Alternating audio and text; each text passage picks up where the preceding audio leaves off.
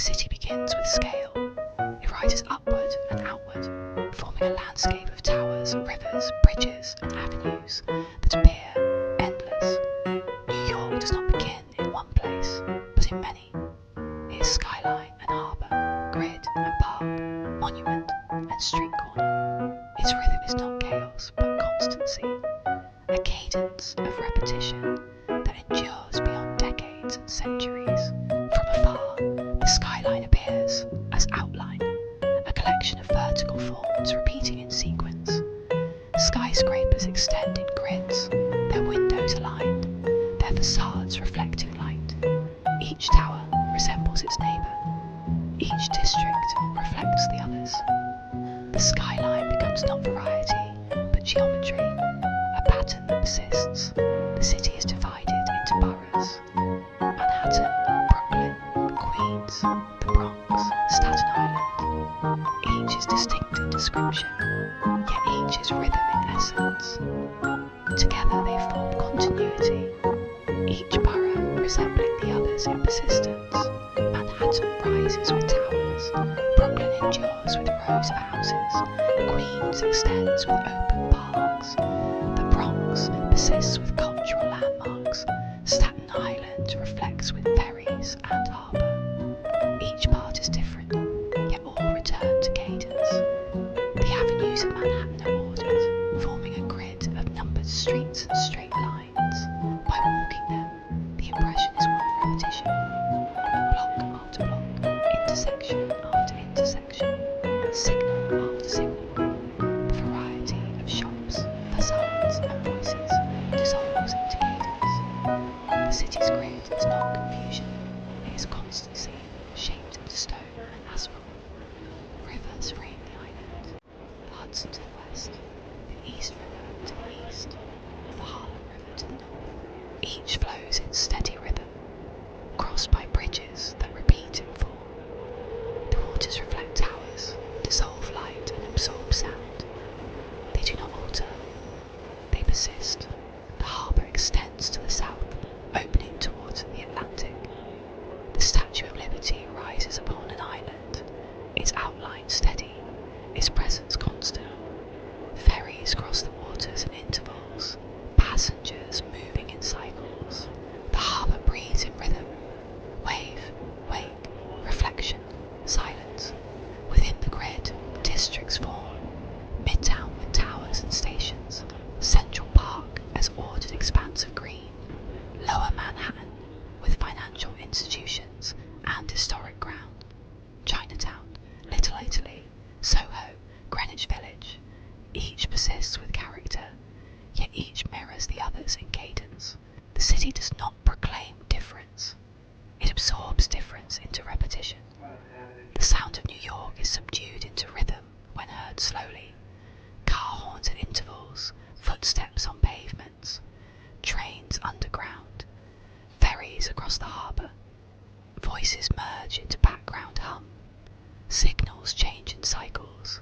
Announcements repeat in stations. The city is not noise, but cadence softened into constancy.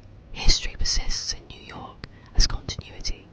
Colonies, trade, immigration, growth, destruction, rebuilding, fires, wars, towers rising and falling. Yet the essence does not alter. The grid remains, the rivers endure, the skyline persists. The city is not moment, but repetition. Walking through New York, the observer finds not chaos, but calm in constancy. The avenues extend without end. The towers rise in rhythm. The parks soften in order. The rivers frame in repetition. Each step resembles the next. Each view mirrors others. Each impression persists. New York is often described as energy, as movement, as spectacle. Yet beneath that description lies persistence. The skyline repeats its forms. The grid repeats its blocks. The rivers repeat their flows. The parks repeat their seasons. The city is not variety, it is cadence. And so the guide begins. The chapters will unfold district by district, monument by monument, bridge by bridge, park by park. Manhattan, Brooklyn,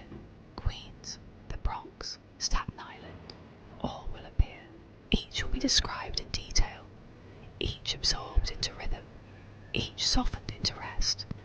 The city as a whole begins immense, but the immensity dissolves into repetition. Tower after tower, avenue after avenue, bridge after bridge. The city ceases to dazzle, it soothes. In its persistence lies calm, and in calm lies the path towards sleep. New York extends not as a single district, but as 5 boroughs, 5 divisions that together form one city. Manhattan, Brooklyn, Queens, the Bronx, Staten Island, each distinct, each persistent, each repeating rhythms of streets, structures, and people. They are not variety in essence, but cadence in combination. Manhattan lies at the centre, an island framed by rivers, defined by its grid of avenues and streets.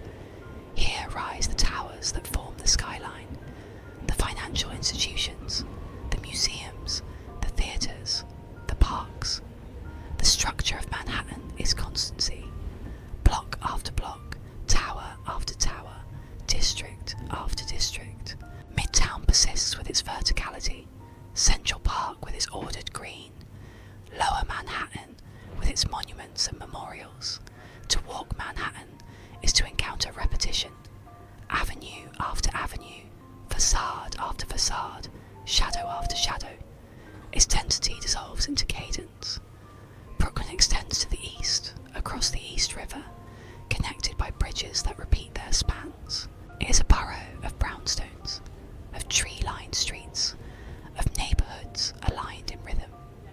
Brooklyn Heights with its promenade, Williamsburg with its converted warehouses, Dumbo with its views of bridges.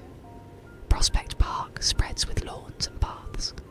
Coney Island endures with boardwalk and sea.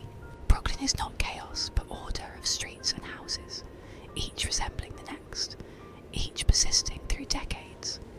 It absorbs modernity, but maintains cadence. Row after row, brick after brick, shadow after shadow. Queens lies further east, the largest of the boroughs by land. Its neighbourhoods varied yet persistent. Flushing Meadows with its wide park, remnants of world expositions. Unisphere repeating its steel arcs. City Field and stadiums, airports with runways extending in symmetry, houses aligned in grids. Queens is known for its multiplicity of cultures, yet even here the impression is cadence, shop after shop, street after street, language after language. Variety dissolves into repetition. The Bronx lies to the north, framed by the Harlem River and extending toward parks and institutions. Yankee Stadium repeats games, season after season, inning after inning. The Bronx Zoo and Botanical Garden persist with ordered paths, animals in enclosures, trees aligned in sequence. Streets extend in rhythm. Apartments repeat in blocks. Bridges cross in constancy.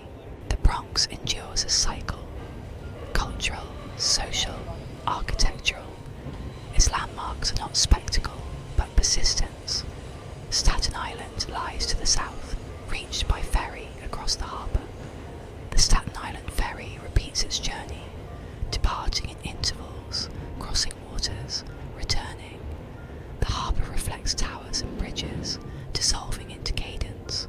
Staten Island itself is broader, less dense, with parks, houses and coasts.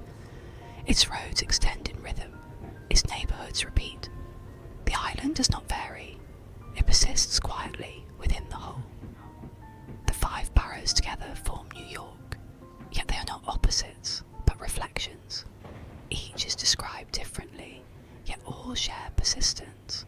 Manhattan with its towers, Brooklyn with its brownstones, Queens with its parks, the Bronx with its institutions, Staten Island with its ferry.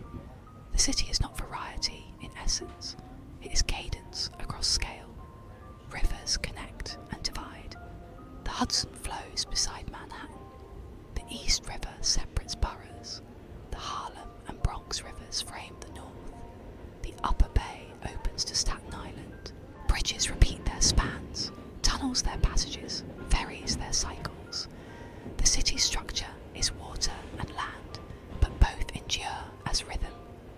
Movement across boroughs is constant but ordered. Subways run beneath, trains on rails, ferries across water, cars on bridges.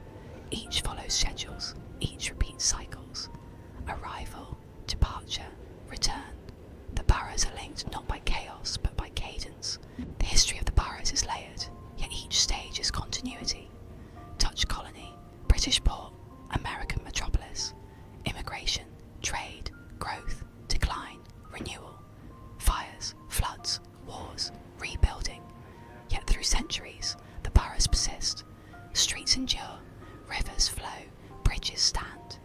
The city alters, but its rhythm remains. For the observer, the boroughs are not overwhelming when seen as repetition. Each contains districts. Each district contains streets. Each street contains facades.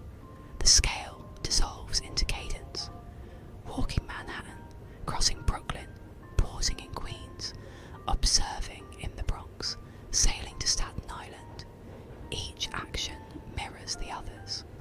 The boroughs dissolve into geometry. New York as a whole is scale, but scale becomes order. Its 5 boroughs do not vary in essence. They endure as cadence, as constancy, as persistence. Each borough resembles the others in repetition. Each reflects the others in rhythm.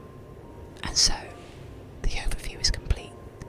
From here, the guide will proceed borough by borough, district by district, beginning with Manhattan at the city's centre. Yet the whole is already revealed.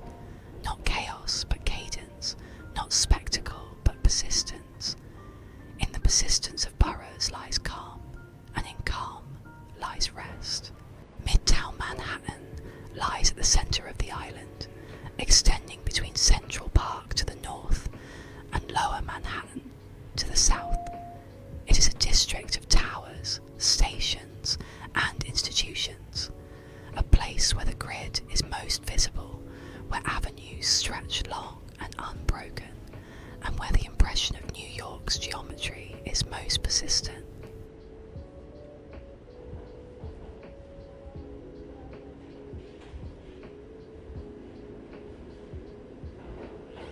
The avenues extend north to south, broad and aligned. 5th Avenue, 6th Avenue, Park Avenue, Madison Avenue. Each street, each parallel, each resembling the others. Cars flow in cycles, signals change in steady intervals. Pedestrians cross at measured pace. The sequence is constant. Red, pause, green, motion. Step after step, block after block, the avenues endure. 5th Avenue is lined with shops and facades. Windows align in vertical rows. Doors repeat at intervals. Signs mirror one another. The goods displayed may vary, but the form remains. Each building resembles the next. Each block mirrors the others. Walking along 5th Avenue is not variety, but persistence. Facade after facade, window after window, shadow after shadow. Park Avenue rises with towers and offices. Its median is lined with trees and lamps, repeating at intervals. The towers reflect light on glass facades, their windows aligned in grids. Each tower resembles its neighbour. Each persists in rhythm. The avenue is not spectacle, but constancy. At the heart of Midtown stands Grand Central Terminal, a station immense in scale, yet softened into cadence. Its facade of stone rises with columns and arches, each repeated, each symmetrical. Entering the main concourse, the impression is rhythm. The ceiling arches above, painted with constellations that repeat in steady patterns. Windows align in sequence, staircases extend in symmetry. Lamps glow in constancy.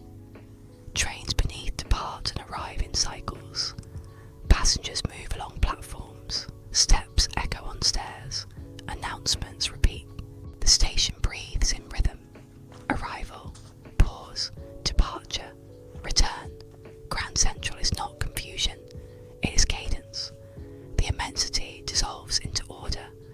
Beside Grand Central lies the New York Public Library, another emblem of persistence. Its stone facade is marked by columns, by lions in repetition, by steps extending in symmetry.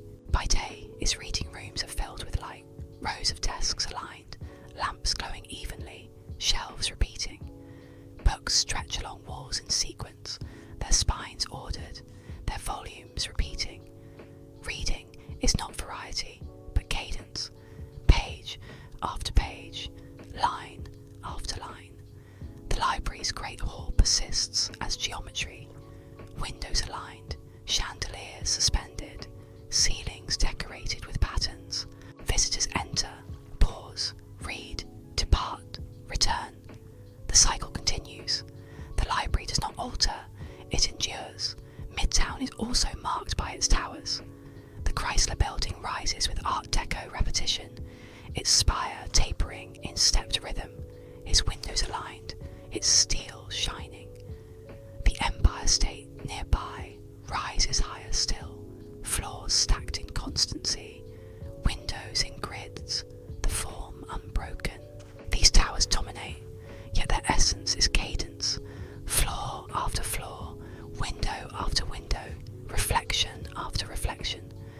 The streets between avenues are narrower, but they too repeat. Numbered blocks extend in sequence, each resembling the next. Facades align, fire escapes descend, signs repeat. Each block mirrors the others, each impression persists. Midtown is not surprise, it is continuity. The sound of Midtown is steady. Cars hum along avenues, signals beep in intervals, voices merge into background rhythm. In Grand Central, announcements cycle, footsteps echo, trains depart. In the library, silence softens, pages turn in constancy. The district is not noise, it is cadence, softened by repetition. The history of Midtown is one of construction and persistence. The grid was laid in the 19th century, towers rose in the 20th. Institutions have endured across decades. Fires, rebuilding, transformation, all within continuity. Avenues remain, stations endure, libraries persist. Midtown does not alter in essence, it endures. For the observer, Midtown is calm when seen in cadence. The avenues extend, the towers repeat, the station cycles, the library endures. Each step resembles the next, each impression mirrors others, each rhythm persists. Midtown dissolves into geometry, and so Midtown Manhattan becomes another chapter of New York's rhythm. Its avenues do not vary, they align.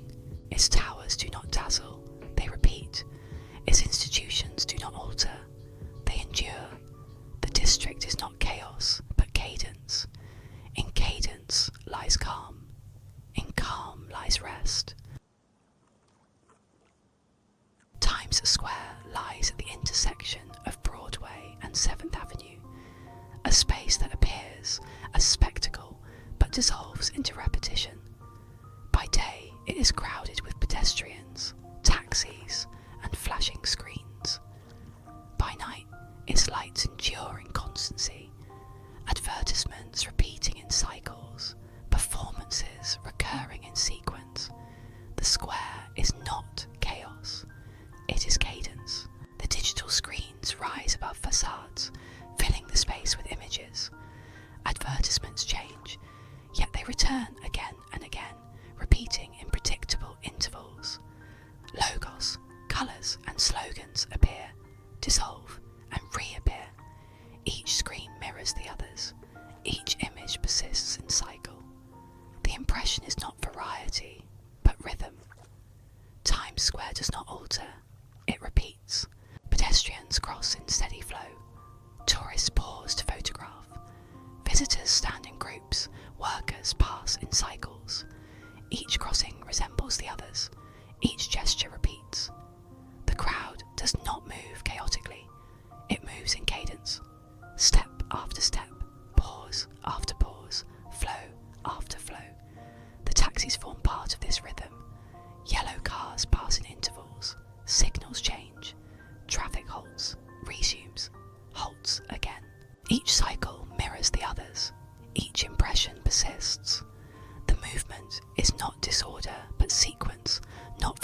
variety, but repetition. At the centre of the square, steps rise, filled with people seated, observing, repeating gestures of pause. The steps do not alter, they persist as geometry within spectacle. Times Square is framed by theatres of Broadway. The marquees display titles, their lights blinking in cycles, their signs repeating names. Shows open, run, close, return. Night after night, performances repeat scripts. Actors recite lines. Music follows score. The variety of stories dissolves into cadence of performance. Each play differs, yet each act is repetition. Theatres endure as constancy. Broadway itself extends as avenue, lined with theatres, shops, and restaurants. Facades align, signs repeat, lamps cast steady light. By day, deliveries occur, workers arrive, doors open. By night, lights glow, curtains rise, voices repeat. The rhythm persists. Entrance, performance, applause, departure. The cycle is unbroken. The sound of Times Square is steady. Announcements play in intervals. Horns sound in cycles. Voices merge into hum. Screens flash with images, but each repeats in loop. Music plays from theatres, but each returns nightly. The impression is not noise, but cadence softened by repetition. History shapes the square. Once Longacre Square, renamed in 1904, when the New York Times moved its headquarters here. Over decades, theatres opened, lights multiplied, advertisements expanded. The area has shifted, yet always within rhythm. Building after building, sign after sign, show after show. Times Square does not disrupt, it continues. For the observer, the square is calm when seen in cadence. The lights repeat their cycles. The crowds repeat their gestures. The taxis repeat their flows. The theatres repeat their performances. Each impression mirrors the others. Each rhythm persists. The spectacle dissolves into constancy. Times Square is often described as the crossroads of the world, a place of energy and excess. Yet its essence is rhythm. Screens loop images, taxis flow in cycles, theatres repeat performances. The square is not chaos but cadence. And so, Times Square and Broadway become another chapter in New York's rhythm. Lights do not dazzle, they loop. Crowds do not overwhelm, they flow. Theatres do not vary, they perform. The district is not spectacle, but repetition. In repetition lies calm, in calm lies rest. At the centre of Manhattan lies Central Park, a rectangle of green enclosed by avenues, extending from 59th Street to 110th, from 5th Avenue to Central Park West. It is vast in scale, yet within its boundaries, everything dissolves into rhythm. Lawns spread evenly, trees align in clusters, paths curve in measured arcs, water reflects in steady ripples. Central Park is not wild, it is order shaped into landscape. The entrances are many, but each resembles the others. Gates open onto paths, lampposts align in sequence, benches repeat at intervals. Visitors enter in cadence, step after step, pause after pause. The park begins not as spectacle, but as geometry. The lawns spread wide, their surfaces even, their grass trimmed. By day, people sit, walk, rest, play. Yet the lawns remain unchanged. Each section resembles the next. Each impression persists. Shadows fall across them in constancy. Light shifts, but the surface endures. The lawns do not dazzle, they soothe. Paths extend across the park in curves and straight lines. Paving stones align. Gravel crunches in steady sound. Lamps repeat their glow at intervals. Each path resembles the others. Each step mirrors the next. Walking through a Central Park is not discovery, but persistence. The paths endure. Trees dominate the landscape. Oaks, maples, elms, cherry trees. Each planted, each ordered, each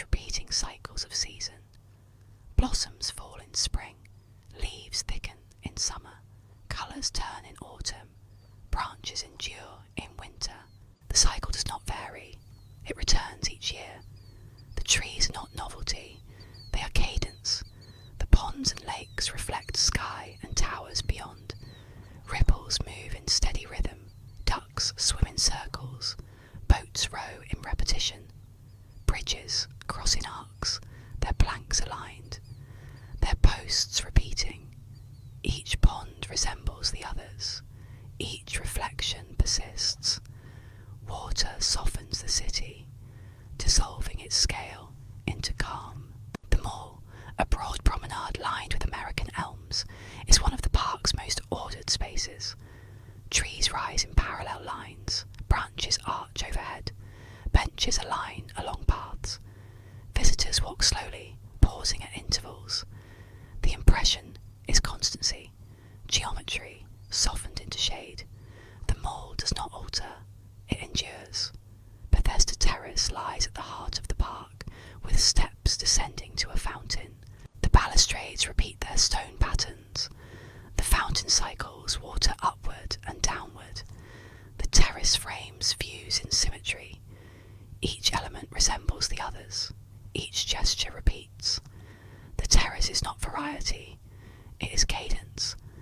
Nearby, the Bow Bridge extends in arc over water, its iron railings repeating, its curves steady. By day, it reflects in ripples, each impression returning.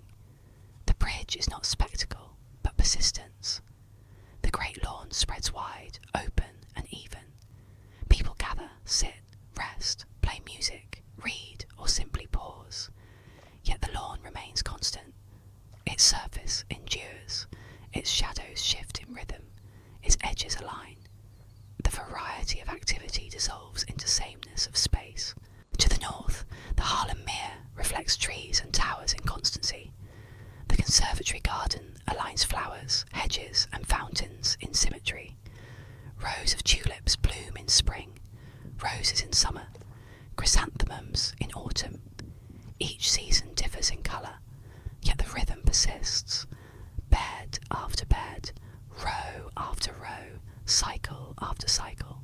The sound of Central Park is subdued. Birds call in intervals, footsteps echo on gravel, bicycles pass in cycles. Voices merge into hum, water ripples in ponds, wind moves through branches. The city's noise softens at the edges, absorbed into cadence. History shapes the park. Designed in the 19th century by Frederick Law Olmsted and Calvert Vaux, it has endured through decades. Its lawns, paths, lakes, and bridges persist, restored, maintained, repeated. Fires, storms, seasons have passed, but the park endures in rhythm. For the observer, Central Park is calm. Each lawn resembles the next. Each tree mirrors the others. Each pond reflects in constancy. Walking slowly, the impression is soporifero, steady, restful. The park is not spectacle. It is geometry, shaped into green. The towers of Manhattan rise beyond the trees, yet they do not disrupt the park's persistence. Glass facades repeat their windows. The park repeats its branches. Both are constancy, both are cadence. The contrast dissolves into sameness. And so, Central Park becomes another chapter in New York's rhythm.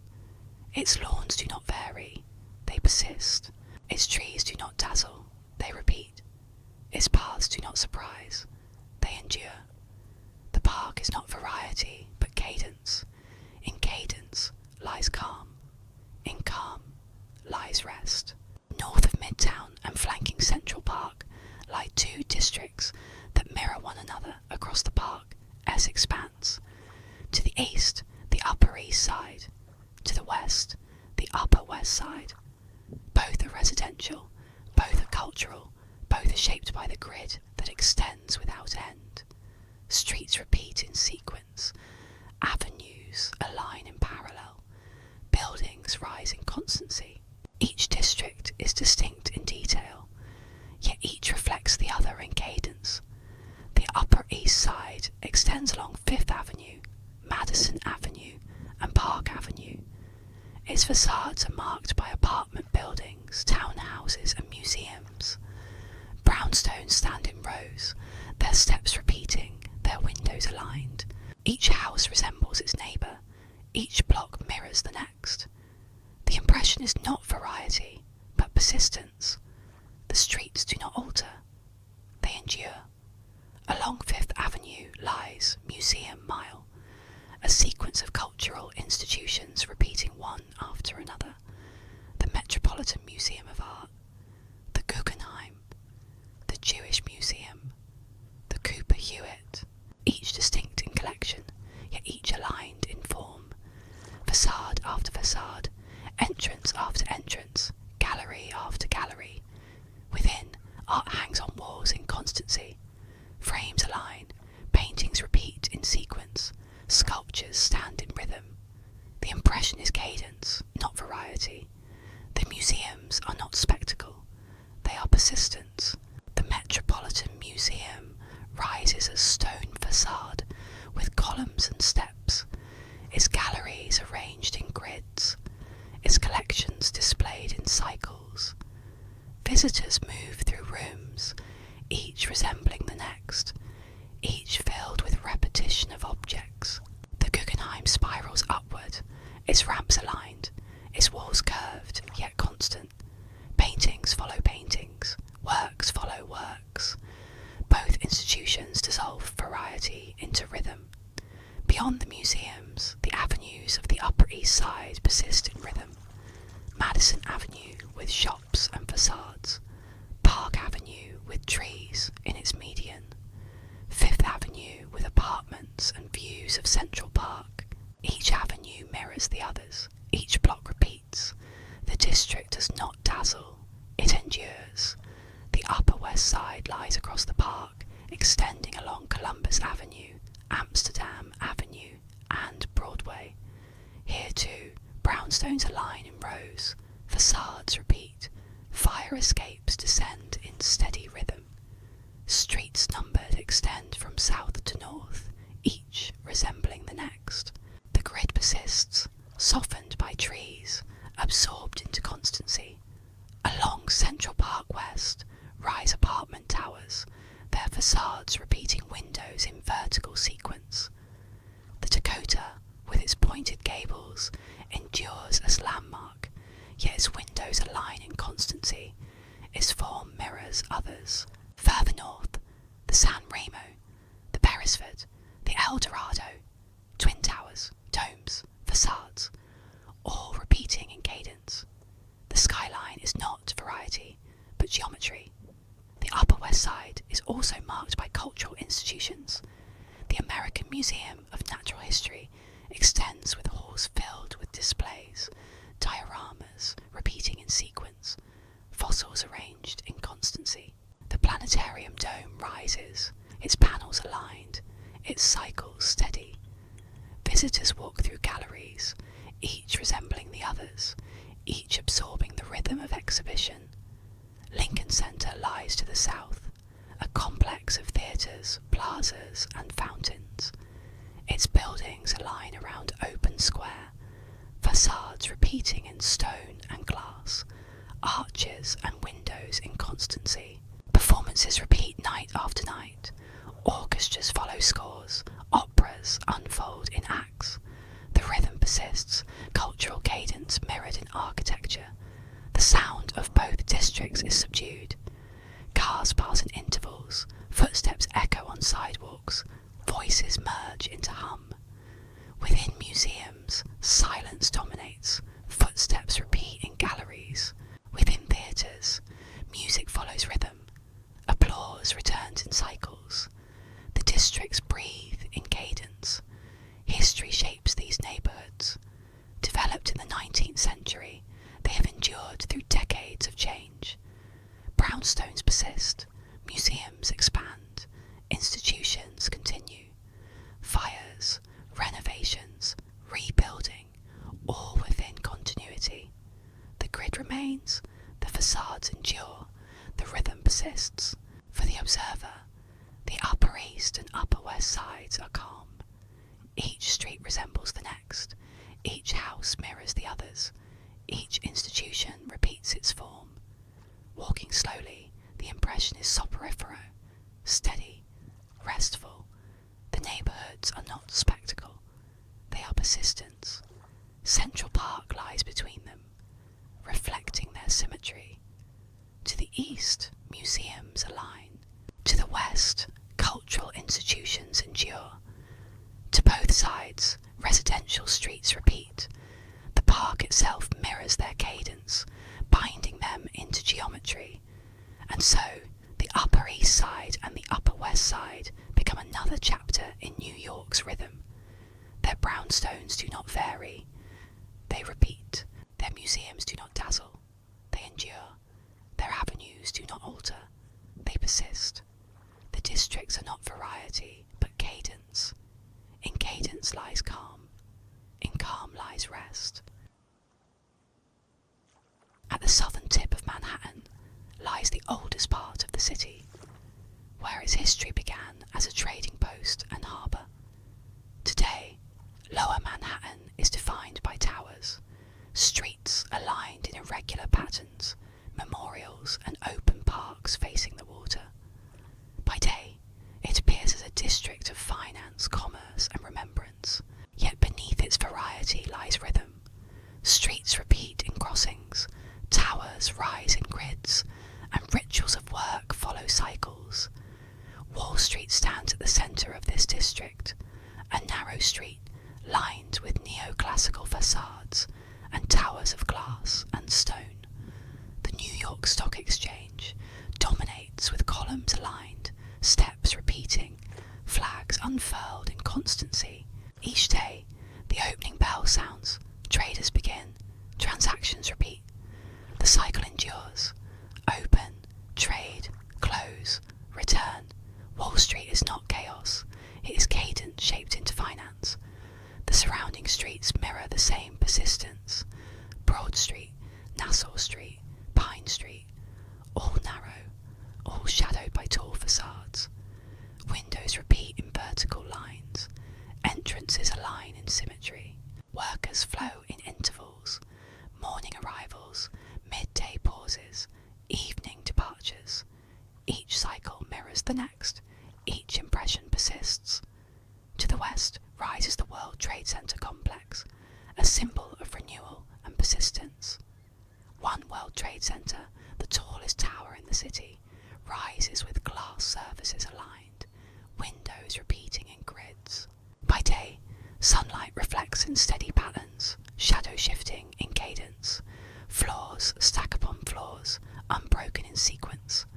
The tower does not vary, it endures. At its base lies the 9/11 memorial, twin pools sunk into the ground, water falling in cycles into square voids. Names engraved along the edges repeat in rows. Water flows without end. The impression is constancy. Drop after drop, fall after fall, sound repeating in cadence. Visitors walk slowly, pause, read, reflect.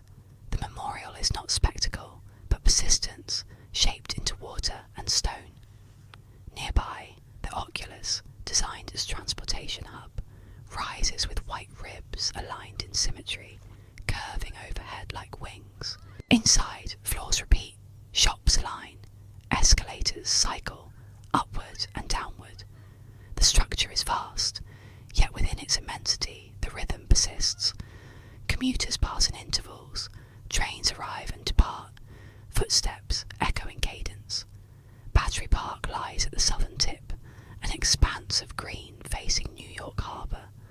By day, its lawns spread evenly, trees align in clusters, benches repeat at intervals, paths curve along the waterfront, ferries depart toward Liberty Island and Staten Island in steady cycles. The park absorbs variety into constancy. Grass endures, trees persist, water reflects. From Battery Park, the Statue of Liberty is visible across the harbour, rising with torch and crown. Ferries repeat their journeys toward the island. Passengers board, cross, return. The monument itself is persistence. Copper turned green, outline steady, presence unbroken. The cycles of visitation dissolve into cadence.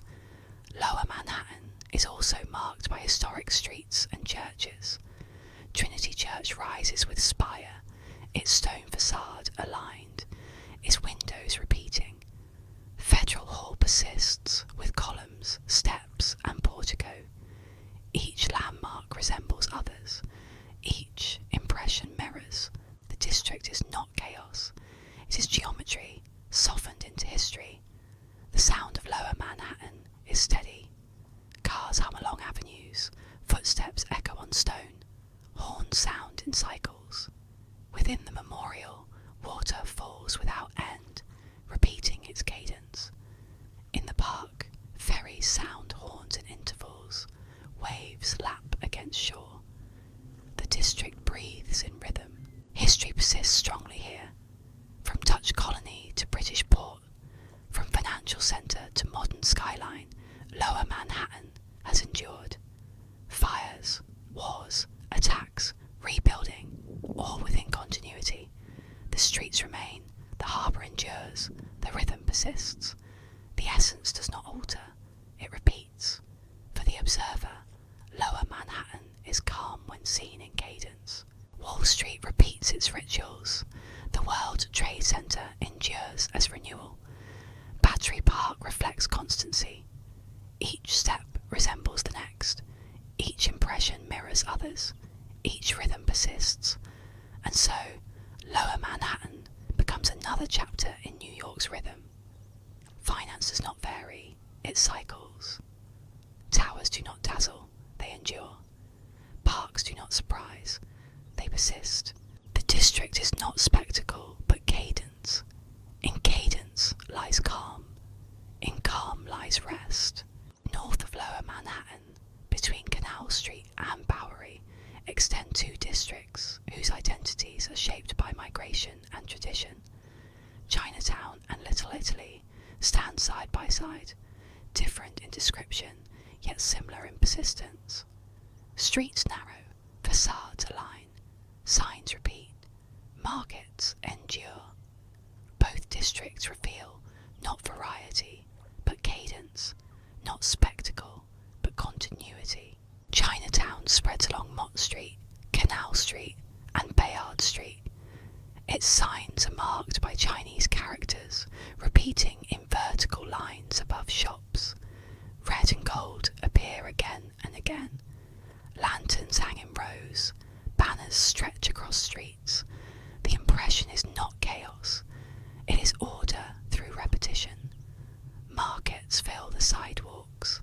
Stalls display vegetables, fruits, fish, herbs. Baskets repeat in lines, crates stack in sequence, goods arranged in constancy.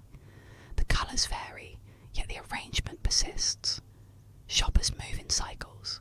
Pause, choose, purchase, depart. Each gesture mirrors the others. Each day repeats the same rhythm. Restaurants align along the streets. Windows reveal tables. Menus hang outside. Awnings extend in steady sequence. Dumplings, noodles, tea. Each dish repeated. Each preparation mirrored across kitchens. The variety of flavours dissolves into cadence of presentation. The district is not novelty, but persistence. The sound of Chinatown is subdued into rhythm. Vendors call in intervals. Footsteps echo on narrow pavements. Bicycles pass in cycles. Voices merge into hum. Announcements play. Deliveries arrive and depart. The district breathes in cadence. History persists here. Chinese immigrants arrived in the 19th century, established businesses, built associations, formed community.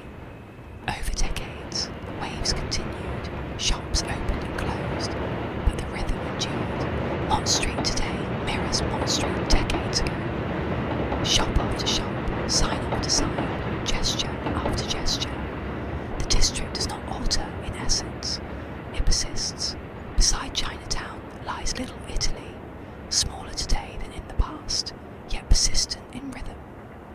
Mulberry Street remains its centre, lined with restaurants, cafes and bakeries. Signs repeat in English and Italian.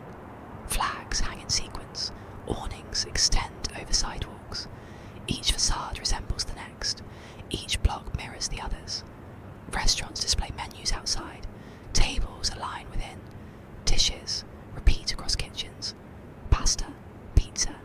espresso, each prepared, served, consumed in cycles.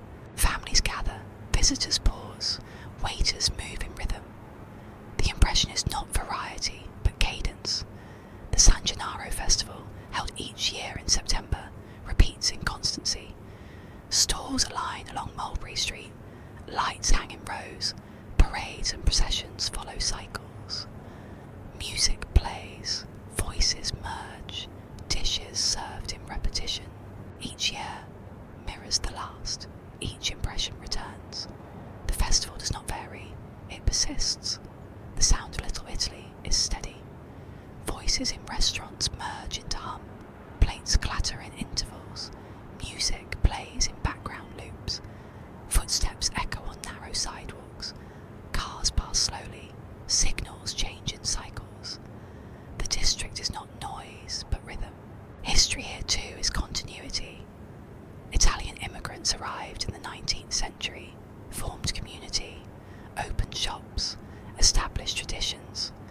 Over time, many families moved elsewhere, yet the district endures in restaurants, in festivals, in rhythm. Mulberry Street today repeats gestures of the past, tables, dishes, processions. The district does not alter in essence, it endures. Chinatown and Little Italy together form a pattern. Different languages, foods, and signs, yet the same cadence of persistence. Shops aligned, markets repeating, restaurants enduring, festivals returning. The districts are not opposites, but reflections in rhythm. For the observer, both districts are calm when seen in cadence. Chinatown's markets do not overwhelm, they repeat. Little Italy's restaurants do not dazzle, they endure. Each step resembles the next, each impression mirrors others, each rhythm persists. And so, Chinatown and Little Italy become another chapter in New York's rhythm. Markets do not vary, they repeat. Restaurants do not alter, they endure. Festivals do not dazzle, they return. The districts are not spectacle, but persistence. In persistence lies calm, in calm lies rest. South of Houston Street lies Soho, a district once industrial, later transformed, yet always persistent in rhythm. Its streets are paved with cobblestones, each stone aligned, each repeating in sequence. Buildings rise with facades of cast iron, windows aligned in vertical series, fire escapes descending in steady lines. The impression is not variety, but geometry. The district does not alter in essence, it endures. The cast iron facades are distinctive, yet constant. Columns extend upward, arches repeat across floors, windows mirror one another. Though painted in different colours, their form is rhythm. Structure after structure, floor after floor. Fire escapes cling to surfaces, ladders aligned, platforms repeating. The facades do not vary, they persist in cadence. Inside, former factories now hold galleries, shops and lofts, yet the rhythm is the same. Rooms extend in grids, floors repeat, displays align in constancy. Art hangs on walls in series, clothing racks stand in rows, objects mirror one another. The variety dissolves into repetition. Soho is not spectacle, it is persistence shaped into commerce. The sound of Soho is subdued. Footsteps echo on cobblestones, cars pass slowly, bicycles roll in cycles, voices merge into hum, doors open and close in rhythm, deliveries arrive and depart. The district breathes in cadence. History persists in Soho, built as an industrial quarter in the 19th century, abandoned in the mid-20th, revived in later decades by artists, then transformed into commerce. Yet through transitions, the facades endure. Cast iron remains, cobblestones persist, the grid continues. The district alters in use, not in essence. Its rhythm is constant, West of Soho lies Greenwich Village, a district with narrower streets, irregular grid, and enduring cafes. By day, it appears different from the strict geometry of Midtown, yet beneath its appearance lies rhythm. Streets curve and intersect, but facades align, windows repeat, cafes resemble one another. The variety is absorbed into cadence.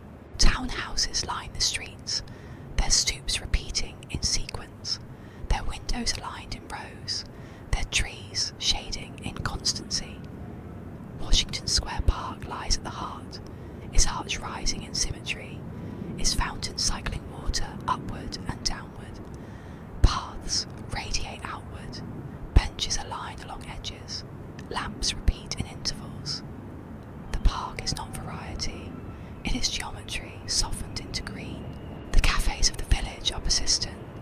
Tables align, chairs repeat, windows frame interiors. Coffee is poured cup after cup. Gestures of serving and drinking mirror one another. Each cafe resembles the next. Each impression returns. The district does not dazzle, it endures. The sound of Greenwich Village is subdued. Conversations merge into hum. Footsteps echo on pavement. Bicycles pass in cycles. In the park, water repeats its flow. Birds call in intervals. Children play in sequences. The impression is cadence, not chaos. History here too is continuity. The village has been home to writers, musicians, movements, yet the streets themselves persist. Stoop after stoop, tree after tree, cafe after cafe. Generations change, but rhythm endures.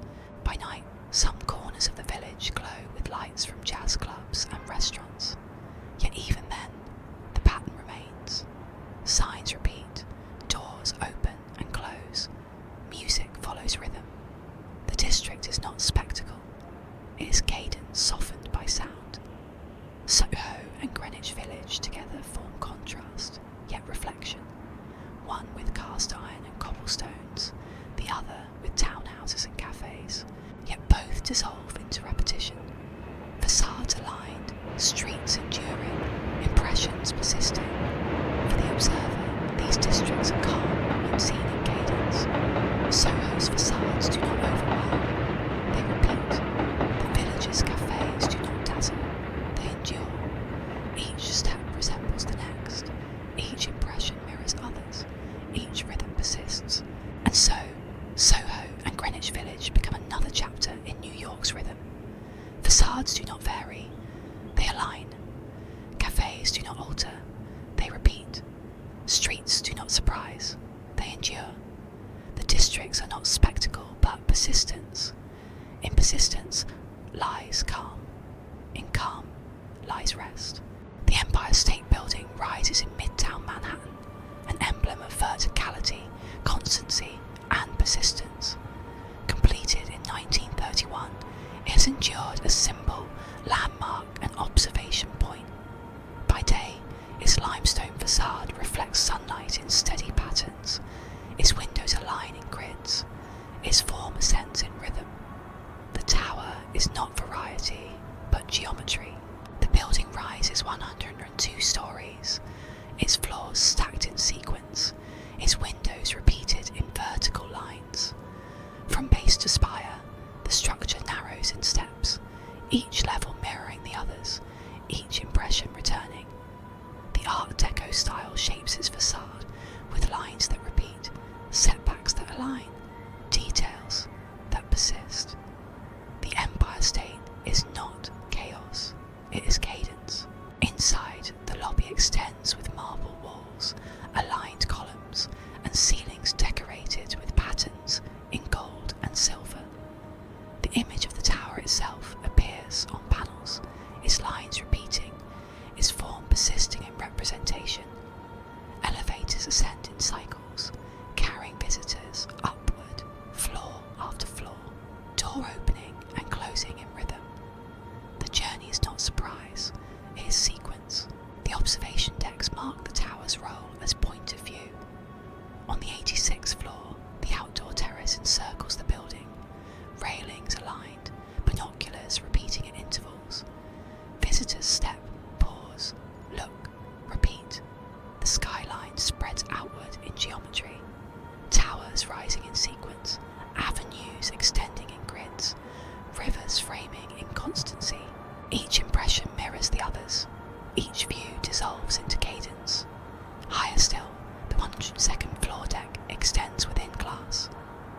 Railings align, views repeat, light softens. The city below is repetition, avenue after avenue, bridge after bridge, tower after tower. From this height, the immensity dissolves into pattern. The city is not chaos, it is geometry. The sound within the tower is subdued. Elevators hum in intervals. Footsteps echo in lobbies. Voices merge into background. On the decks, wind moves in steady rhythm. Cars below hum in cycles. The impression is cadence softened into calm. History persists in the Empire State. Built in just over a year during the Great Depression, it has endured through decades of change. Fires, storms, attacks, reconstruction, all within continuity. Its form remains, its rhythm persists, its presence endures. The tower is not momentary, it is constancy. By night, lights illuminate its crown, colours changing in cycles for events, seasons, and commemorations. Red, blue, green, white. Each colour differs, yet the rhythm of change persists. The lights glow, dim, shift, repeat. The tower endures a signal, its illumination softened into cadence.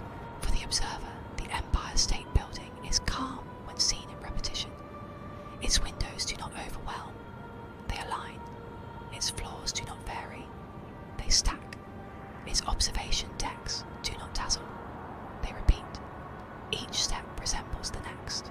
Each impression mirrors others. Each rhythm persists. The Empire State is often described as icon, symbol, monument, yet its essence is rhythm. Vertical persistence, stacked constancy, repeated observation. The tower does not alter in essence, it endures. And so, the Empire State Building becomes another chapter in New York's rhythm. Its height is not spectacle, it is sequence. Its decks are not novelty, they are repetition. Its presence is not chaos, it is persistence. In persistence lies calm. In calm lies rest. Rockefeller Center extends across Midtown Manhattan, a complex of buildings aligned in symmetry, plazas arranged in sequence, and facades repeating in constancy.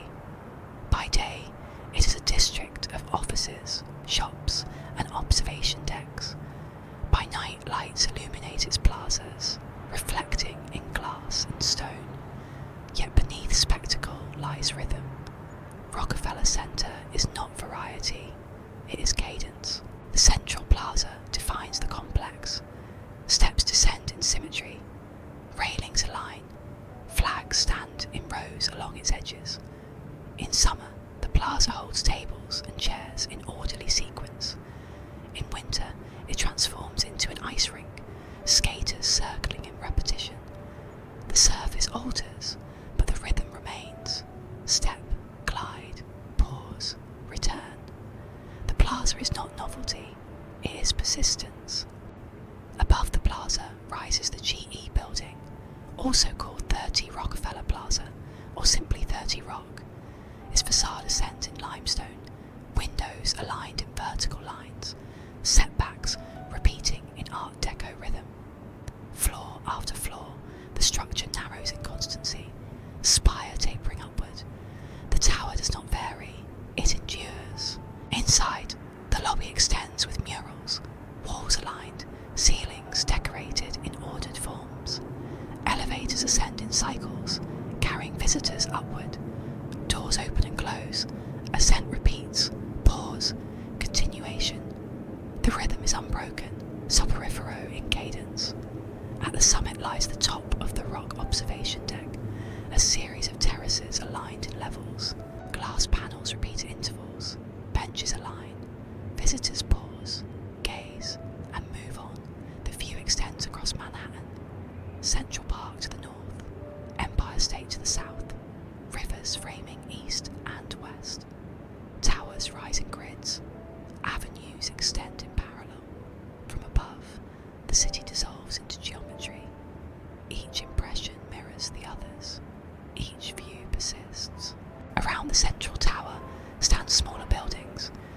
facades aligned in rhythm, their entrances repeating. Radio City Music Hall, with marquee glowing, repeats performances night after night. Offices above persist in cycles of work: morning arrival, midday pause, evening departure. Shops open and close, deliveries repeat, visitors flow. The complex breathes in cadence. The sculpture of Prometheus stands at the plaza's edge, bronze figure reclining, water flowing behind in steady cycles. Around it, plants align in rows, steps extend in symmetry, lamps repeat. The impression is constancy shaped into art. The sound of Rockefeller Center is subdued into rhythm. Footsteps echo on stone, skates glide in intervals, voices merge into hum. Music plays from Radio City in loops, announcements repeat in shops, elevators hum in cycles. The complex is not noise, it is cadence softened. History persists here. Built in the 1930s, Rockefeller Center was shaped as an ensemble of Art Deco design, enduring through decades. Renovations, expansions, changes of use, all within continuity. The plazas remain, the facades endure, the rhythm persists. By night, lights illuminate facades, flags glow, plazas shine. At Christmas, a tree rises above the plaza, decorated with lights in repetition, visitors circling in cycles. Year after year, the ritual repeats: tree raised, lights lit, skaters circling. The spectacle dissolves into tradition, into cadence. For the observer, Rockefeller Center is calm when seen in rhythm. Its plaza does not overwhelm, it aligns. Its tower does not vary, it endures. Its shops and theatres do not dazzle, they repeat. Each step resembles the next, each impression mirrors others, each rhythm persists. Rockefeller Center is often described as entertainment, commerce, or icon, yet its essence is cadence. Plaza, tower, ensemble, all aligned, all repeating, all persistent. The complex does not alter in essence, it endures. And so, Rockefeller Center becomes another chapter in New York's rhythm. Its plaza is not spectacle, it is order. Its tower is not novelty, it is sequence. Its ensemble is not chaos, it is cadence. In cadence lies calm, in calm lies rest. The rivers that frame Manhattan are crossed by bridges, each a structure of steel and stone, each repeating its spans in constancy. Among them, three dominate the view to the east: the Brooklyn Bridge, the Manhattan Bridge, and the Williamsburg Bridge. Together they form not spectacle but geometry, not chaos but cadence. The Brooklyn Bridge, completed in 1883, extends with towers of stone rising above the East River. Cables fan outward in arcs, repeating in patterns, lines mirrored on either side. The roadway and pedestrian paths stretch forward, planks aligned, lamps repeating in intervals. Walking across, the impression is rhythm. Step after step, cable after cable, tower after tower. The bridge does not vary, it endures. By day, the bridge reflects sunlight on stone and steel. Shadows fall in constancy, light shifts in rhythm. By night, lamps glow, cables outlined, towers illuminated. Yet even in illumination, the pattern is the same. Lights repeat, reflections return, impressions persist. The Brooklyn Bridge is not spectacle, but persistence. To the north lies the Manhattan Bridge, completed in 1909. Steel towers rise, painted in muted blue, cables aligned in arcs, roadway extending across.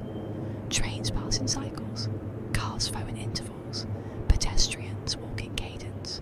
The structure breathes in rhythm, train after train, car after car, step after step. The bridge does not dazzle, it repeats. Its steelwork forms grids, beams intersecting, rivets aligned. Each section mirrors the others. Each impression persists. The view of Manhattan from its walkway is geometry. Towers aligned, avenues extending, bridges repeating. The impression is not variety, but cadence. Further north, the Williamsburg Bridge, completed in 1903, stretches in steel across the river. Its trusses form patterns of triangles, repeating in steady sequence. The roadway extends forward. Trains pass in intervals. Bicycles cross in cycles. Each sound repeats. Each gesture mirrors. The bridge is not novelty, it is persistence. The three bridges together form cadence. From Brooklyn Heights Promenade, they align in sequence. Brooklyn first, then Manhattan, then Williamsburg. Towers rising, cables repeating, spans extending. Each resembles the others. Each mirrors the others. The East River does not divide. It reflects their geometry. The sound of the bridges is subdued. On Brooklyn Bridge, footsteps echo on planks. Bicycles hum.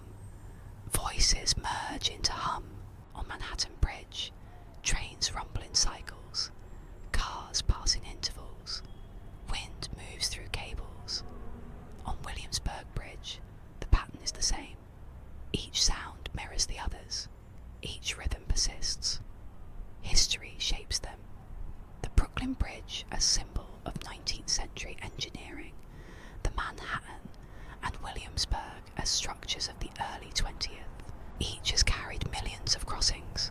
Each has endured storms, fires, and decades of use. Yet each persists. Towers remain. Cables endure. Spans continue. The bridges do not alter in essence. They endure. The rivers themselves reflect the constancy. Waves ripple. Wakes dissolve. Currents flow. Ferries pass in intervals. Barges move in cycles. Reflections shimmer. The bridges above repeat their spans. The rivers below repeat their flows. Together they form cadence, water and steel, reflection and structure. For the observer, the bridges are calm when seen in rhythm. Each tower resembles the others. Each cable mirrors the next. Each span persists. Crossing them, step after step, the impression is soporifero, steady, restful. The bridges are not spectacle, they are geometry. New York is often described as energy, as spectacle, as excess, yet its bridges reveal cadence. Stone towers, steel beams, cables aligned. River below, towers beyond, sky above. Each crossing repeats, each impression persists. And so, the Brooklyn, Manhattan, and Williamsburg bridges become another chapter in New York's rhythm. Their towers do not vary, they rise. Their cables do not dazzle, they repeat. Their spans do not alter, they endure. The bridges are not spectacle, but persistence. In persistence lies calm. In calm lies rest.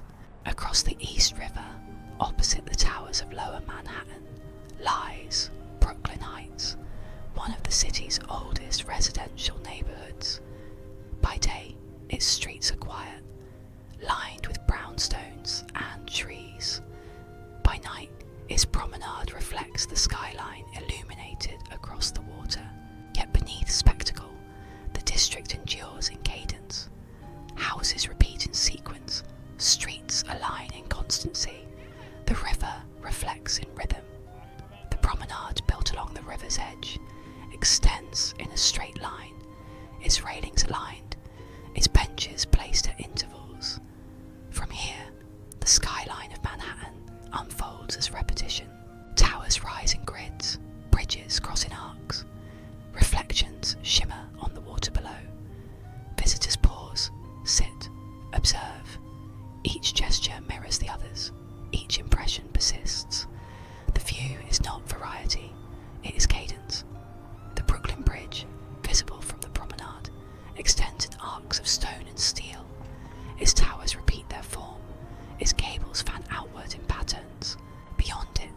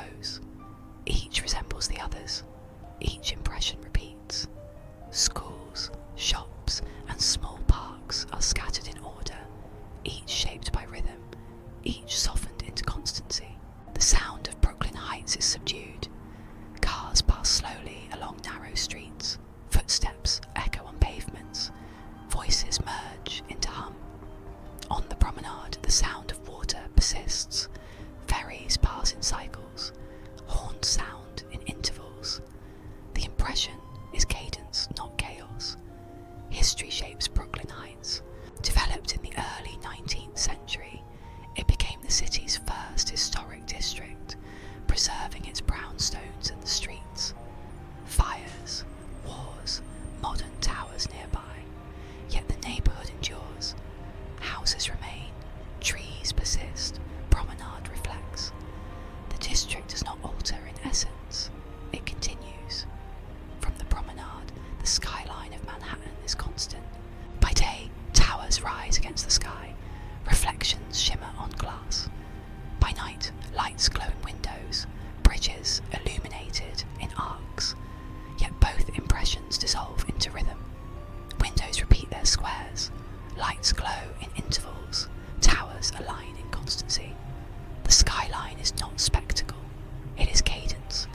The river itself persists beneath, ferries cross in cycles, barges move in intervals, wakes dissolve into ripples. Water reflects towers, absorbs sound, repeats motion. The river softens the immensity into rhythm. For the observer, Brooklyn Heights is calm when seen in cadence. Brownstones do not dazzle, they repeat. Trees do not vary, they endure.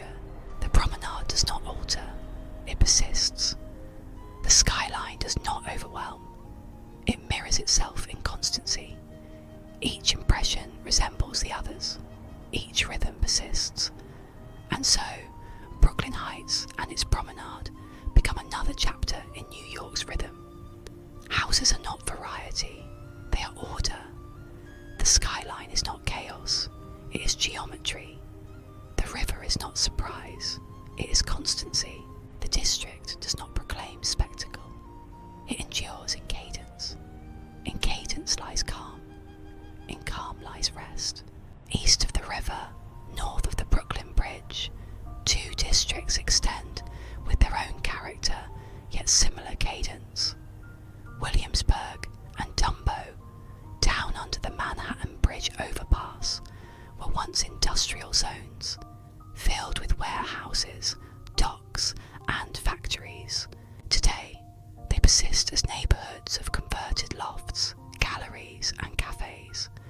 Their essence is not transformation, but continuity. Walls remain, beams endure, facades repeat. The districts are not chaos, but rhythm. Williamsburg stretches inland from the East River, its streets aligned with warehouses and row houses. By day, facades of brick stand in sequence, windows aligned, fire escapes descending in steady lines.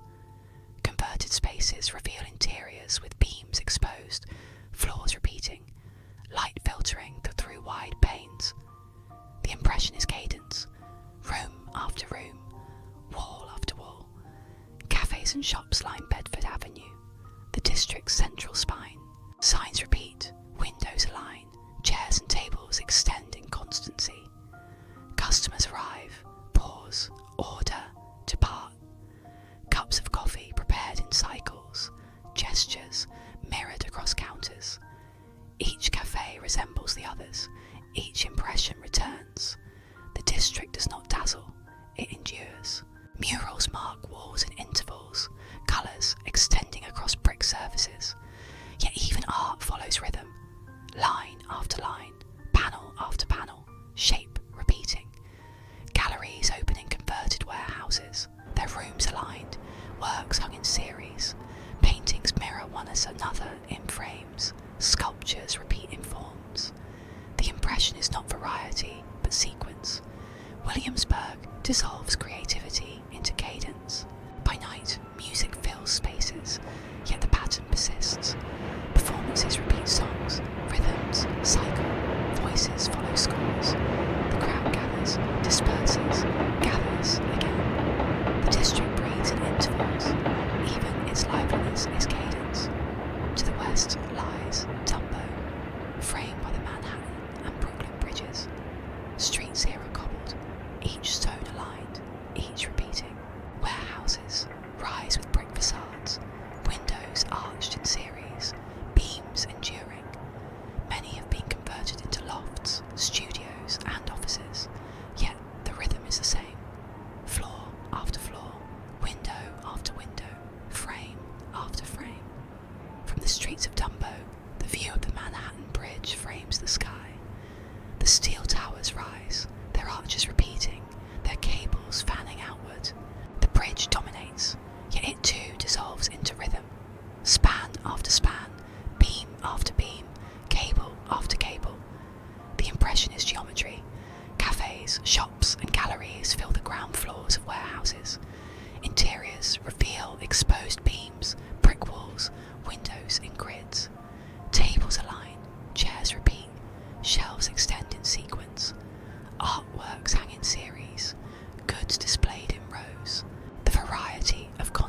dissolves into sameness of form.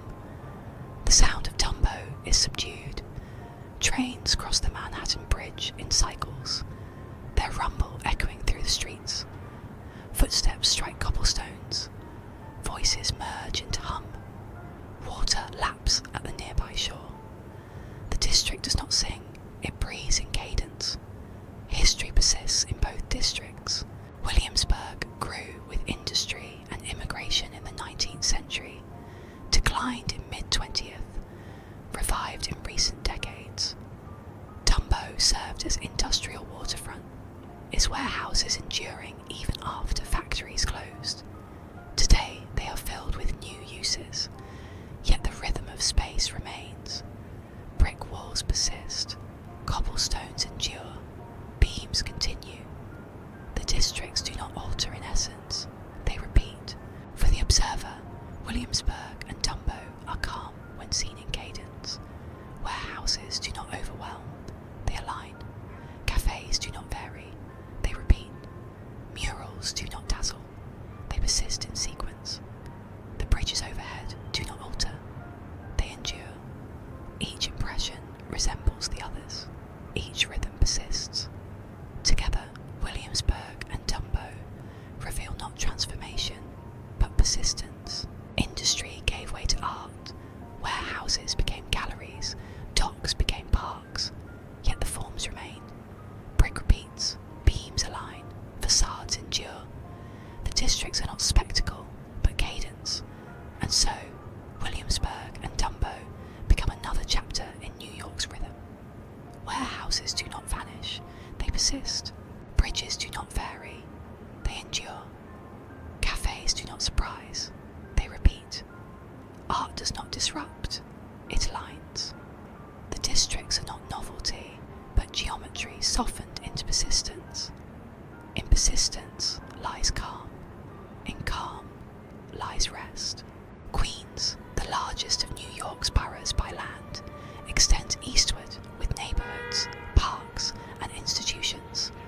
Among its most ordered spaces lies Flushing Meadows Corona Park, a landscape shaped by exhibitions, sports and public gatherings. By day, its lawns spread evenly, paths align in curves, structures repeat in constancy. The park is not variety, but rhythm. The centrepiece is the Unisphere, a stainless steel globe built for the 1964 World's Fair. It rises above fountains, its continents outlined in repeating arcs, its rings circling in constancy. By day, sunlight reflects on its surfaces, water sprays in intervals, shadows fall across the plaza. Visitors walk around, pause, photograph, depart. Each gesture mirrors the others, each impression persists. The Unisphere is not spectacle, it is persistence. Surrounding the globe are remnants of the fair. The New York State Pavilion endures with towers of concrete, their circular platforms stacked in rhythm. The main pavilion, once roofed in coloured glass, now open, columns repeating in sequence. Though weathered, the structures persist. They do not dazzle, they endure in geometry. Paths radiate outward through the park. Trees align along avenues, benches placed at intervals, lamps repeating, lawns spread in constancy, fields marked for sports, people gathering in cycles. The park breathes in rhythm. Walk, pause, rest, return. Nearby stands Citi Field, the baseball stadium of the New York Mets. By day, its facade of brick arches repeats around the oval, entrances aligned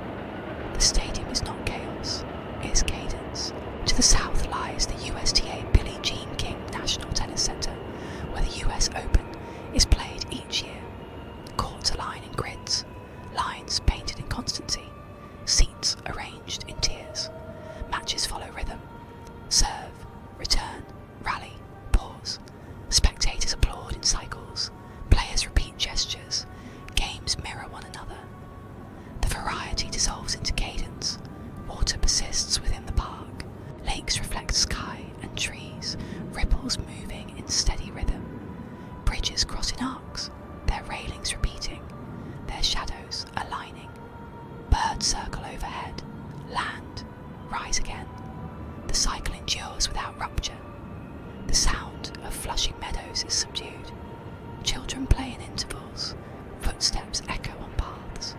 Bicycles pass in cycles. In stadiums, announcements repeat. Cheers rise and fall in rhythm. In the park, silence fills the spaces between. The impression is cadence, not chaos. History shapes this landscape. Once an ash dump, it was transformed for the 1939 World's Fair, renewed for the 1964 exhibition, and preserved as public park. Decades pass, structures weather, but the rhythm persists. The unisphere endures, the pavilion remains, the paths continue. The park alters in detail, but not in essence.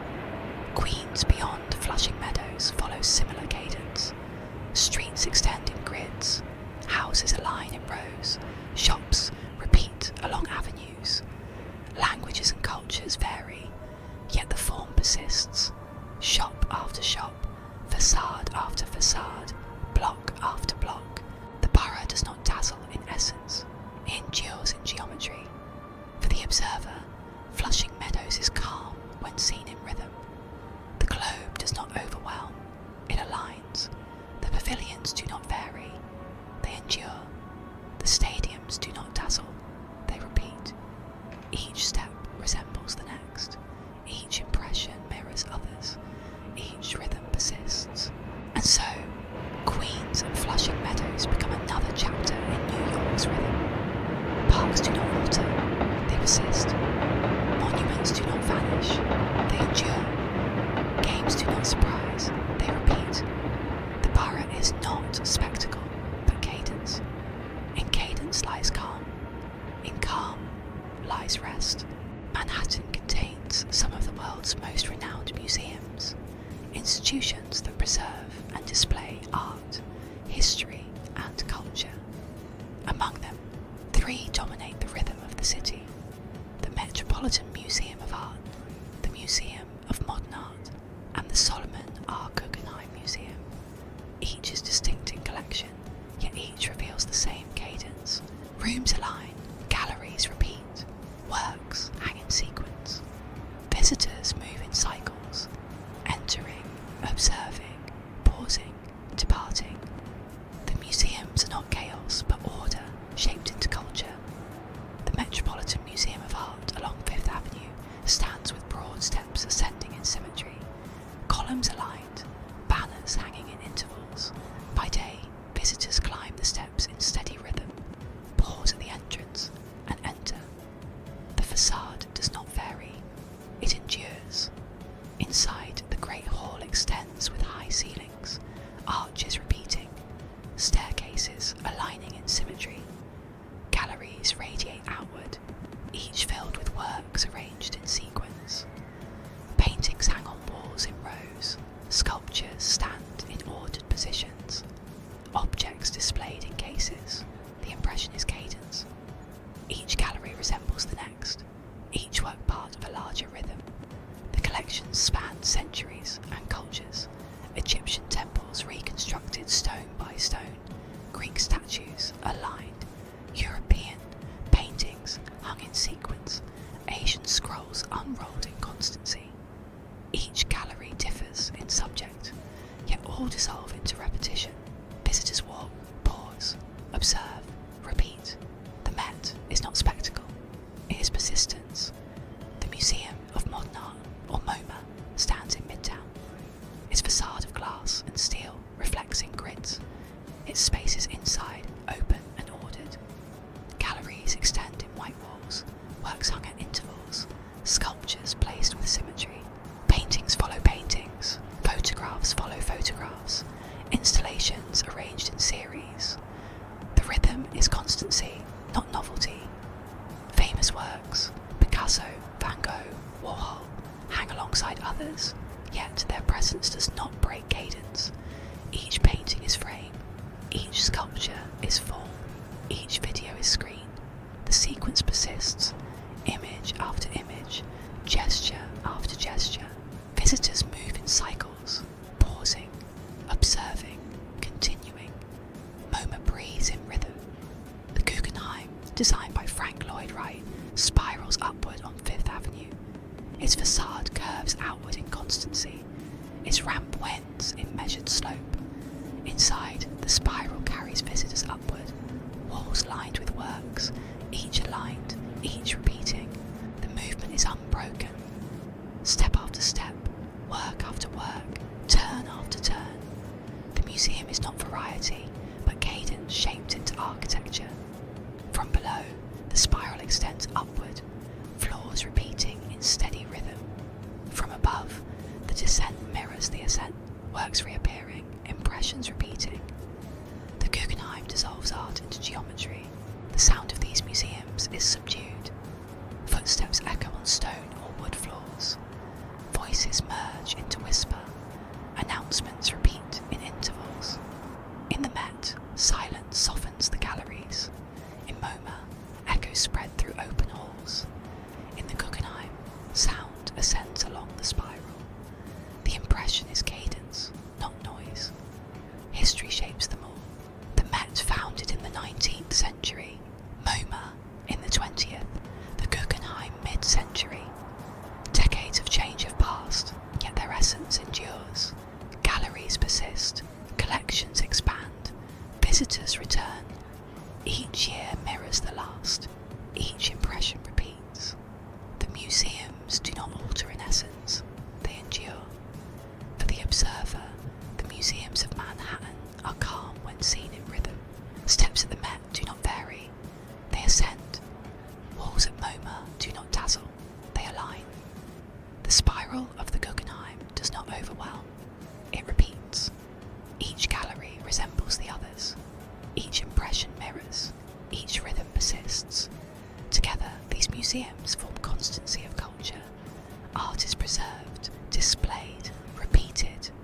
Visitors arrive, walk, observe, depart. The cycle endures. The museums are not spectacle, but persistence. And so, the Met, MoMA, and Guggenheim become another chapter in New York's rhythm. Their facades do not alter, they endure. Their galleries do not vary, they repeat. Their collections do not dazzle, they persist. The museums are not novelty, but cadence. In cadence lies calm. In calm lies rest. North of Central Park, stretching across Upper Manhattan, lies Harlem, a district shaped by history, culture, and community. Its avenues extend in parallel. Its brownstones align in rows. Its churches and theatres repeat in presence. By day, Harlem appears as neighbourhood of rhythm, its streets steady, its landmarks enduring. The district is not chaos, it is constancy. The main thoroughfares, 125th Street, Lenox Avenue, Adam Clayton Powell Jr. Boulevard, extend in long lines, their facades repeating, their shops aligned. Signs hang above doors in sequence, awnings stretch across sidewalks, windows align in grids. Pedestrians move in cycles, entering, pausing, departing. Cars pass in intervals, signals change in rhythm. The streets breathe in cadence. Among the district's most enduring landmarks is the Apollo Theatre. Its marquee glows in constancy, letters repeating in symmetry, lights blinking in intervals. Performances follow cycles, show after show, voice after voice, applause after applause. Decades have passed, yet the rhythm persists. The Apollo does not alter, it endures. Brownstones line Harlem's residential streets, stoops ascending in sequence, windows aligned, facades repeating. Trees stand in rows along sidewalks, branches arching overhead in rhythm. Each block mirrors the others, each impression returns. The neighbourhood is not variety, but persistence. Churches rise throughout Harlem, their facades of stone and brick aligned in symmetry, their windows repeating in stained glass. Services follow ritual, hymn, sermon, prayer, hymn again. Voices rise in cadence, choirs echo in constancy, congregations gather and disperse. The impression is not spectacle, but rhythm. Cultural institutions persist in Harlem. The Studio Museum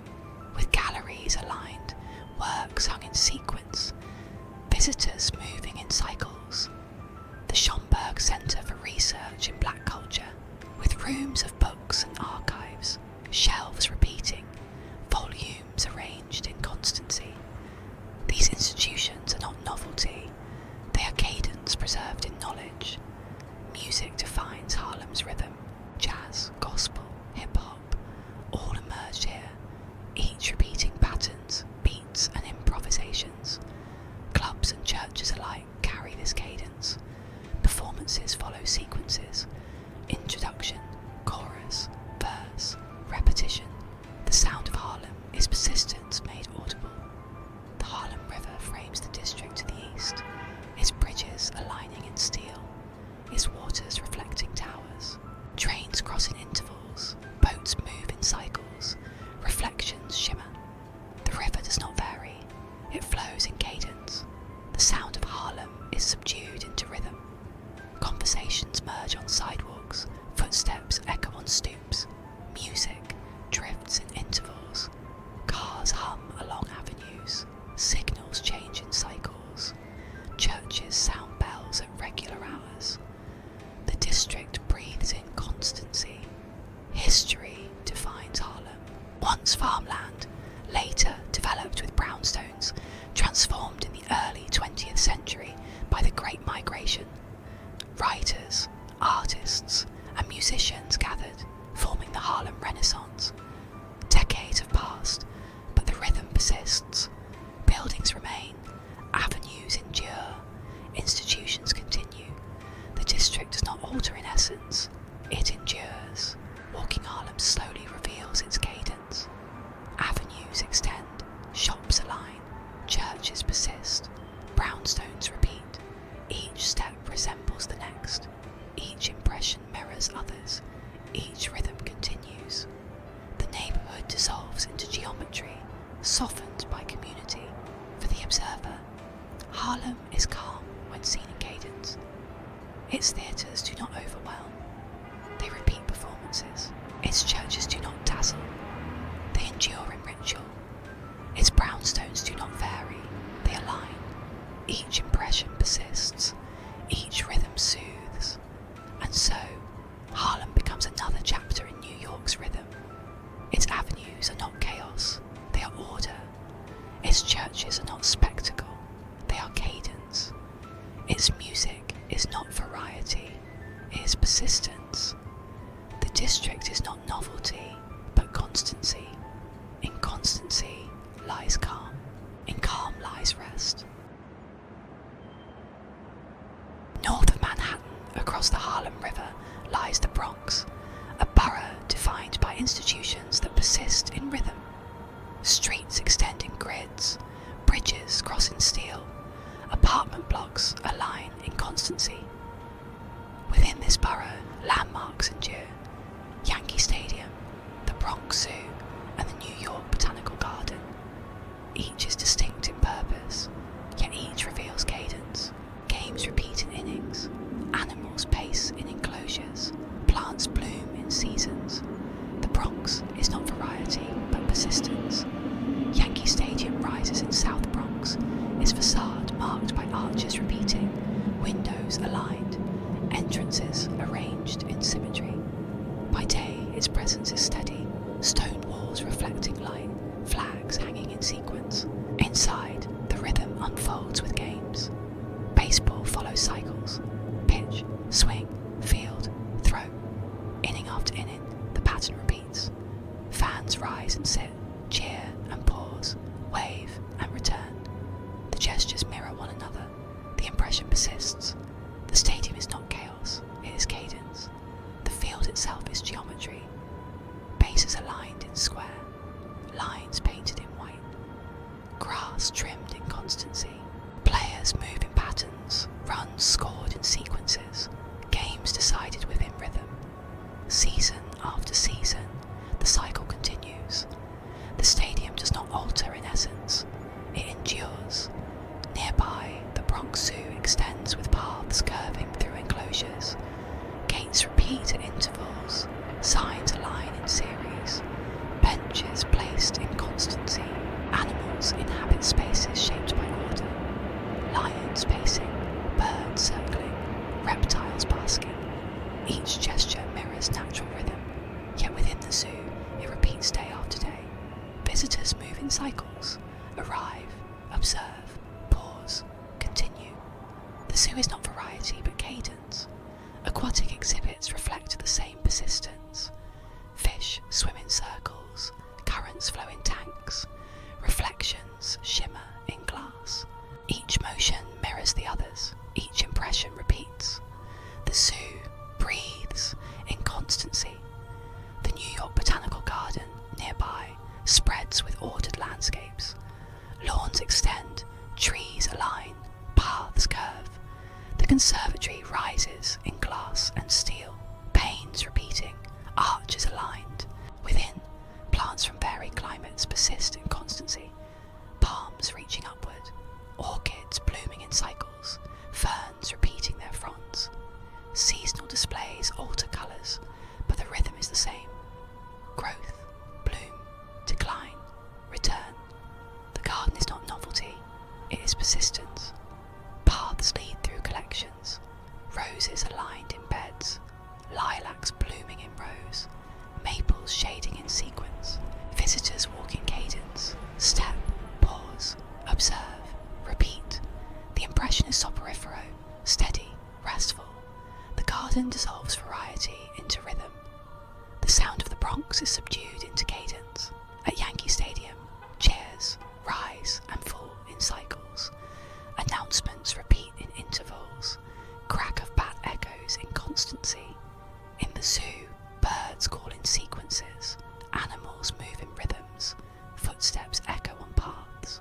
In the botanical garden, water drips in constancy. Wind rustles leaves in cadence. Silence fills between. The borough does not sing. It breathes in rhythm. History shapes the Bronx. Once farmland, later developed into grid of streets, transformed with institutions. Fires, decline, renewal, all within continuity. Yankee Stadium rebuilt, the zoo expanded, the garden preserved. Each era altered details, but the rhythm persisted. Institutions endure, borough continues. For the observer, the Bronx is calm when seen in cadence. Games at the stadium do not overwhelm, they repeat. Animals at the zoo do not dazzle, they endure. Plants at the garden do not vary, they bloom in cycles. Each impression mirrors the others, each rhythm persists. And so, the Bronx becomes another chapter in New York's rhythm. Its stadium is not spectacle, it is cadence. Its zoo is not novelty, it is persistence. Its garden is not variety, it is constancy. The borough does not alter in essence, it endures. In endurance lies calm, in calm lies rest. South of Manhattan, beyond the Upper Bay, lies Staten Island, the least urbanized of New York's boroughs, connected by bridges and ferries. By day, its neighborhoods spread with houses aligned, streets extending in rhythm, parks persisting in greenery. Yet the essence of Staten Island is not its land, but its passage. The ferry crossing between Staten Island and Lower Manhattan defines its cadence. The Staten Island ferry departs from Whitehall Terminal in Manhattan, its docks arranged in symmetry, its gates opening and closing in cycles. Passengers gather, wait, board. The vessel departs in constancy, its horns sounding in intervals, its engines vibrating in rhythm. The crossing begins not as spectacle, but as ritual. The ferry itself is geometry. Decks extend in layers, benches align in rows, windows repeat along sides. Inside, passengers sit in sequence, footsteps echo on metal floors, announcements repeat in intervals. Outside, the rails stretch in constancy, the wind moves in cadence, the water ripples in cycles. The journey is not novelty, it is persistence. As the ferry moves, the harbour unfolds. To the west, New Jersey's skyline rises, towers repeating, piers extending. To the east, Brooklyn's shore spreads, bridges crossing in arcs. Ahead, the Statue of Liberty rises, its form steady, its torch aligned with sky. Each impression persists, each reflection mirrors the others. The Statue of Liberty itself is cadence, copper turned green, folds of robe repeating, crown with 7 rays aligned in symmetry. Visitors ferry to his island in cycles. Tours repeat daily, gestures of pause and observation endure. The monument does not alter in essence, it endures. Ellis Island lies nearby, its halls preserved, windows aligned, arches repeating. once gateway for millions, now museum of migration, exhibits arranged in sequence, photographs repeating, story is displayed in constancy. The island reflects rhythm of arrival, pause, continuation. The crossing continues, waters rippling beneath, wakes dissolving in cycles. Gulls circle overhead, dipping and rising, repeating patterns. The skyline of Manhattan grows larger, towers rising in constancy, windows aligned, facades repeating. The ferry does not hurry, it endures in cadence. At Staten Island, the terminal receives passengers in symmetry. Doors open, crowds disembark, footsteps echo, silence follows. Soon the cycle begins again. Another ferry boards, departs, crosses, returns. The journey is endless repetition. Beyond the terminal, Staten Island spreads as borough of houses and parks. Streets align in grids, facades repeat, trees shade in constancy. Staten Island greenbelt extends with forests. Staten Island Zoo repeats with enclosures. Staten Island Botanical Garden aligns with paths and beds. Each impression is persistent. The borough does not dazzle, it endures quietly. The sound of the ferry and harbour is subdued. Horns sound in intervals. Engines hum in rhythm. Waves strike hull in cycles. Voices merge into background. Footsteps echo on decks. Announcements repeat. The harbour breathes in cadence. History persists in the ferry crossing. For over a century, boats have carried passengers across the harbour. Engines modernised, vessels replaced, but the rhythm endures. Boarding, departure, crossing, arrival. Each day, each year, repeating. The ferry does not alter, it persists. For the observer, the Staten Island ferry is calm when seen in cadence. Benches do not vary, they align. Windows do not dazzle, they repeat. Crossings do not overwhelm, they endure. Each impression mirrors to the others, each rhythm persists. And so, Staten Island and its ferries become another chapter in New York's rhythm. Houses do not vary, they repeat. Parks do not dazzle, they persist. Ferries do not surprise, they cross.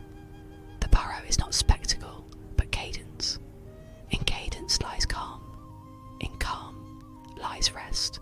New York, immense and unbroken, stretches across rivers and islands, boroughs and bridges. Its avenues extend in straight lines, its towers rise in constancy, its parks soften in greenery, its waters reflect in rhythm. The city has been described district by district, monument by monument, space by space. Yet at the close, it dissolves into geometry. Not Manhattan or Brooklyn, not Queens or the Bronx, not Staten Island. The city as a whole, cadence without boundary. The avenues extend unbroken, signals change in cycles. Red, pause, green, motion. Cars pass in intervals, footsteps cross in steady rhythm. Each block mirrors the next, each intersection resembles the others. The grid is not chaos, but order, repeating endlessly. The towers rise in vertical lines. Windows align in grids. Reflections repeat in glass. Shadows fall in symmetry. Midtown mirrors. Downtown, downtown mirrors. Brooklyn, Brooklyn mirrors. Queens. The skyline is not variety. It is persistence. Tower after tower, floor after floor, light after light. The impression dissolves into repetition. The parks spread within the grid. Central Park, Prospect Park, Flushing Meadows.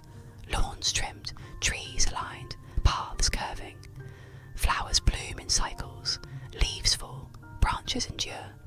Each season mirrors the others, each impression returns. The parks do not alter, they persist. The bridges cross the rivers. Brooklyn, Manhattan, Williamsburg, Queensboro. Towers of stone or steel, cables aligned, spans extending. Trains, cars, bicycles, footsteps. Each crossing repeats. The bridges do not dazzle, they endure. The rivers Hudson to the west, East River to the east, Harlem and Bronx to the north, Upper Bay to the south. Ferries cross in intervals, barges move in cycles, wakes dissolve into ripples. The rivers do not vary, they flow.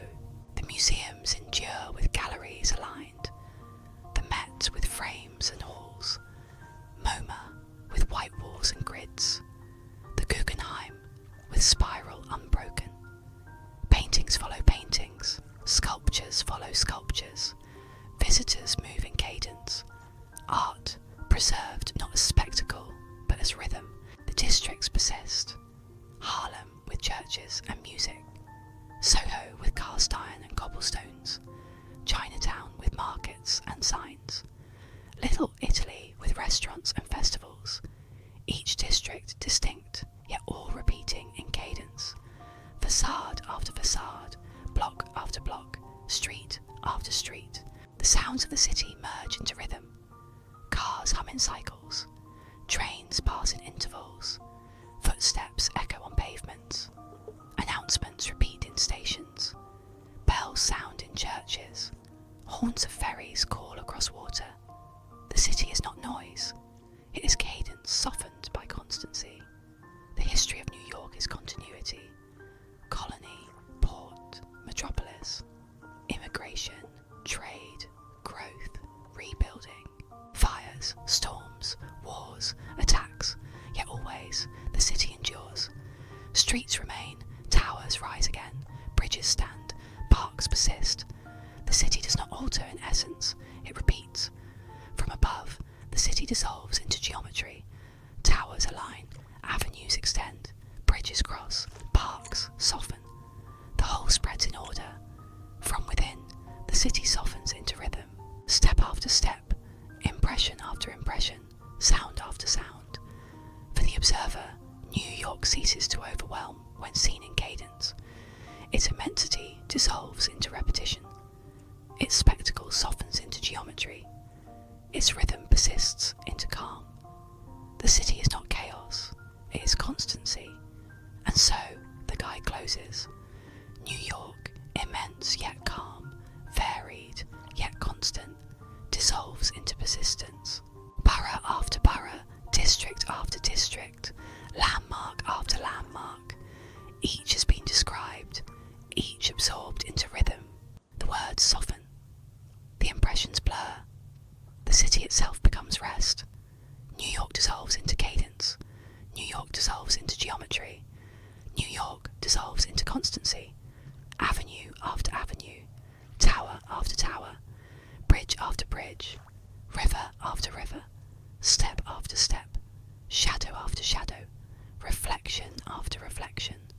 The rhythm slows, the cadence softens, the impressions fade, the city persists, the city